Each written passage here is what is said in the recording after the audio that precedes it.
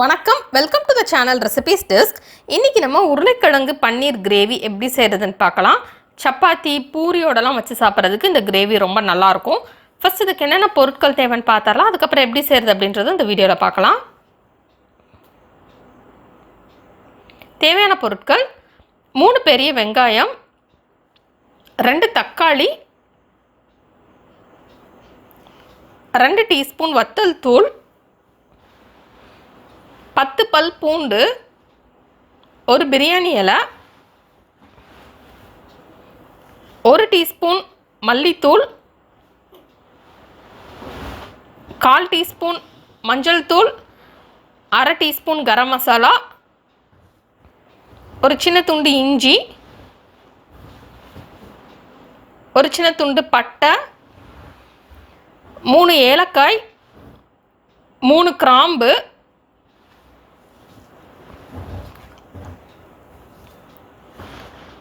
பன்னீர் 100 gram பன்னீர் எடுத்துக்கலாம்,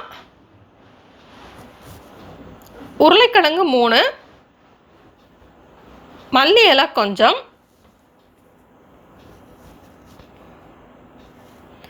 first நம்ம ஒரு மிக்ஸி ஜார் எடுத்துக்கலாம். எடுத்துகிட்டு அதில் இஞ்சியை சின்ன சின்ன துண்டாக நறுக்கி சேர்த்துடலாம்.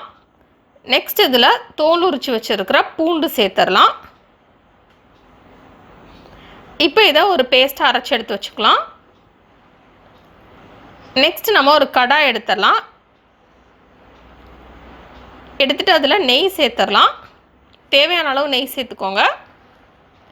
நெய் சேர்த்துட்டு சின்ன சின்ன துண்டாக நறுக்கி வச்சுருக்கிற பன்னீர் சேர்த்து நம்ம ஃப்ரை பண்ணிடலாம். இதை லைட்டாக ஃப்ரை பண்ணால் போதும்.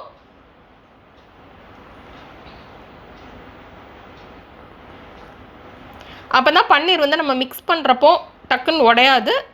லைட்டாக ஃப்ரை பண்ணோம் அப்படின்னா நல்லா கெட்டியாக இருக்கும். அதனால் நம்ம லைட்டாக ஃப்ரை பண்ணிடலாம்.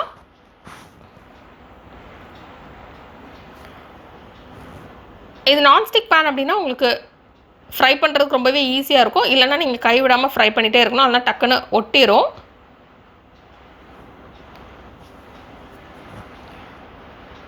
இப்போ இது லைட்டாக ஃப்ரை ஆகிடுச்சு. இப்போ இதை அப்படியே நம்ம ஒரு பிளேட்டில் எடுத்து வச்சிடலாம். இந்த மாதிரி லைட்டான ஒரு கலர் சேஞ்ச் வர வரைக்கும் ஃப்ரை பண்ணால் போதும்.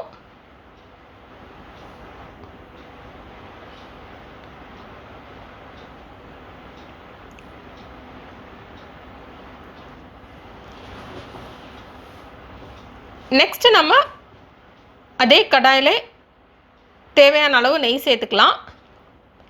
2 அல்ல 3 டீஸ்பூன் எக்ஸ்ட்ரா சேர்த்துக்கலாம். சேர்த்துட்டு நம்ம சின்ன சின்ன துண்டாக நறுக்கி வச்சுருக்கிற உருளைக்கிழங்கு சேர்த்து ஃப்ரை பண்ணிடலாம். இந்த பன்னீரே உருளைக்கிழங்கு நம்ம தனித்தனியாக ஃப்ரை பண்ணிவிட்டு ஆட் பண்ணுறப்போ அந்த டேஸ்ட் நல்லாயிருக்கும். இதில் உருளைக்கிழங்கு வந்து அரை வேக்காட்டுக்கு குக் ஆகணும், அந்த மாதிரி நம்ம ஃப்ரை பண்ணிக்கலாம். மீனை வந்து நம்ம குழம்புக்குள்ளே போட்டு கொதிக்க விடுறப்போ அது குக் ஆகிடும் ஃபுல்லாக. அதனால் இதில் அரை வேக்காட்டுக்கு குக் ஆன உடனே நம்ம இதை எடுத்துடலாம். அதையும் தனியாக நம்ம ஒரு பிளேட்டில் எடுத்து வச்சிடலாம். இப்போ ஒரு கடாய் எடுத்துடலாம். எடுத்துகிட்டு அதில் 5 அல்ல 6 டேபிள் ஸ்பூன் எண்ணெய் சேர்த்துக்கிடலாம். நீங்கள் இதில் நெய் அல்ல வெண்ணெய் இல்லைனாலும் செய்யலாம். எந்த ஃப்ளேவர் உங்களுக்கு பிடிக்குதோ நீங்கள் அதில் செஞ்சுக்கிடலாம். இப்போ இதில் பட்டை, ஏலக்காய், கிராம்பு சேர்த்துடலாம். பிரியாணி இலையை நம்ம அப்படி பிச்சு சேர்த்துட்டோம் அப்படின்னா அந்த ஃப்ளேவர் நல்லாயிருக்கும். இது எல்லாத்தையுமே லைட்டாக ஃப்ரை பண்ணிக்கலாம். நல்ல ஒரு ஃப்ளேவர் வரட்டும், அது வரைக்கும் நம்ம எண்ணெயில் ஃப்ரை பண்ணிக்கலாம். இது ஃப்ரை ஆனதுக்கப்புறம் சின்ன சின்ன துண்டாக நறுக்கி வச்சுருக்கிற வெங்காயம் சேர்த்துடலாம். சேர்த்துட்டு வெங்காயம் ப்ரௌன் கலர் ஆகட்டும், அது வரைக்கும் நம்ம இதை ஃப்ரை பண்ணிடலாம்.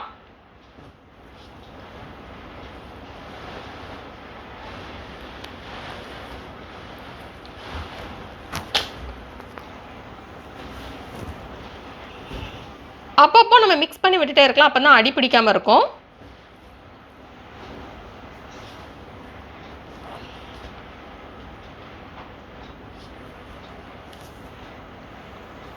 இப்போ வெங்காயம் நல்லா கலர் சேஞ்ச் ஆயிடுச்சு, ப்ரௌன் கலராக மாறிடுச்சு. இந்த மாதிரி ஒரு கலர் வர வரைக்கும் நம்ம இதை ஃப்ரை பண்ணிக்கலாம்.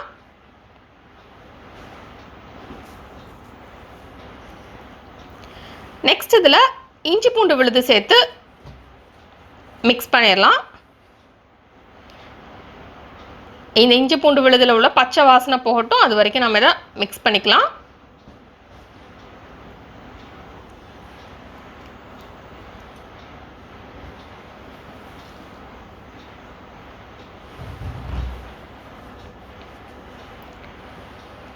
இந்த பச்சை வாசனையெல்லாம் போனதுக்கப்புறம் நம்ம தக்காளி சேர்த்துடலாம். தக்காளியை வந்து மிக்ஸி ஜாரில் அரைச்சி சேர்த்துடலாம். தண்ணியெல்லாம் விட வேண்டாம்.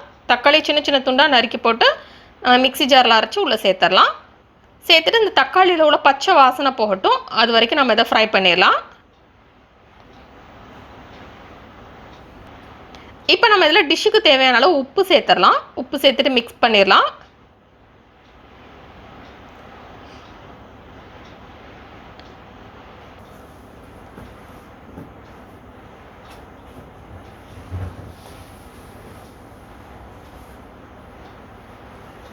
இப்போ தக்காளியில் உள்ள பச்சை வாசனையெல்லாம் போயிடுச்சு. இது நல்லா குக் ஆயிடுச்சு.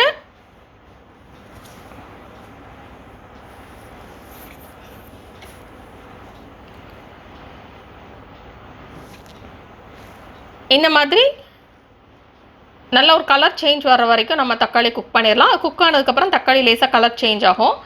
நெக்ஸ்ட் இதில் வத்தல் தூள் சேர்த்துக்கலாம். மஞ்சள் தூள், கரம் மசாலா, மல்லித்தூள் சேர்த்துடலாம்.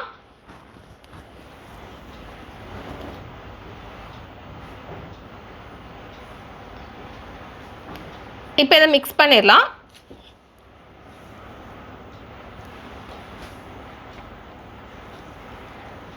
இந்த தூள் வகைகளில் உள்ள பச்சை வாசனையெல்லாம் போகட்டும், அது வரைக்கும் நம்ம இதை இப்படி ஃப்ரை பண்ணிகிட்டே இருக்கலாம்.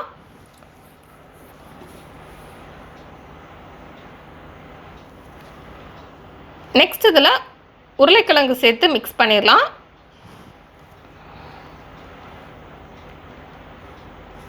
பன்னீரை வந்து நம்ம லாஸ்ட்டில் சேர்த்தா போதும். உருளைக்கிழங்கு வந்து நம்ம பாதி வரைக்கும் தான் குக் பண்ணியிருக்கோம். அதனால் நம்ம இதை மிக்ஸ் பண்ணிவிட்டு இப்போ கொதிக்க விட்டுடலாம். நல்லா அந்த மசாலாவோட கோட் ஆகட்டும் உருளைக்கிழங்கு, அது வரைக்கும் நம்ம இதை மிக்ஸ் பண்ணிக்கலாம்.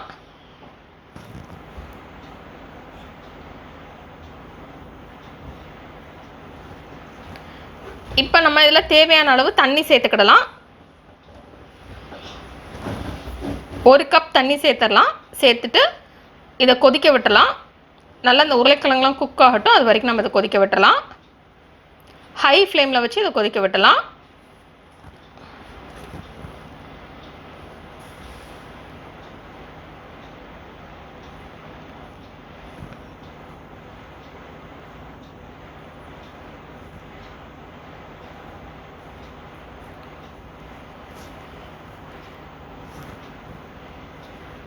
இப்போ இது நல்லா கொதிச்சிருச்சு. உங்களுக்கு என்ன கன்சிஸ்டன்சியில் வேணுமோ அது வரைக்கும் நீங்கள் அதை கொதிக்க விட்டுருங்க. நல்லா திக்காக கிரேவி மாதிரி வேணும் அப்படின்னா இதை நல்லா கொதிக்க விட்டுருங்க. உங்களுக்கு தேவைங்கிற கன்சிஸ்டன்சிக்கு ஏற்ற மாதிரி நீங்கள் கொதிக்க விட்டுட்டு லாஸ்ட்டில் இதில் பன்னீர் சேர்த்துருங்க.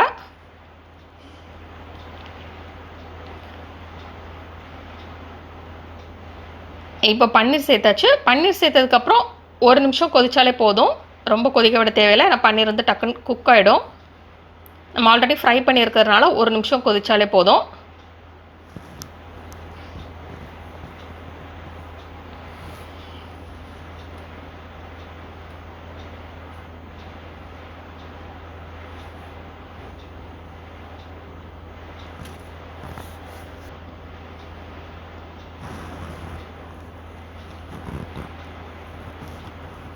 இப்போ நம்ம நறுக்கி வச்சிருக்கிற மல்லி இலை சேர்த்து மிக்ஸ் பண்ணிடலாம்.